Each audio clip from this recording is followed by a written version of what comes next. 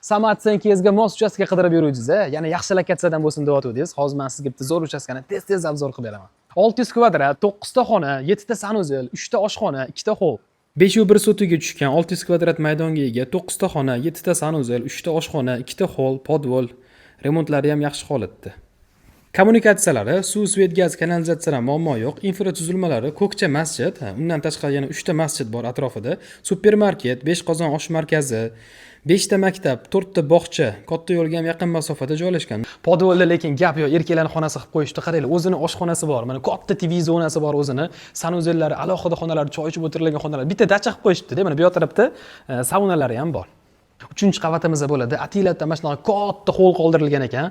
Shaxsiy kabinet, spanli, bu yoq tarafda ham spanli, sanuzel zonalari bor. Hozirlar aniqroq tushuntiraman. Shayxontohur rayoni, Ko'kcha, Oqlon deyshadi bu atroflarni. Shunda Ko'kcha masjiddan kirib kelaverish, bu yoq taraf mana 5 qozonga chiqib ketaverish. Havas qildim lekin, sizlar ham havas qilgan bo'lsangiz, videoga bitta like bosib qo'yinglar. Mana mana shu yilning oxirigacha ham shunaqa chiroyli uchastkalarda yashash nasib qilsin. Bu uchastkamizni 580 mingga baraka qilsanglar bo'ladi. Yana железный klientlar bo'ladigan bo'lsa, olaman, mazza qilib yashayman degan odamlarga tepasida yana o't beriladi.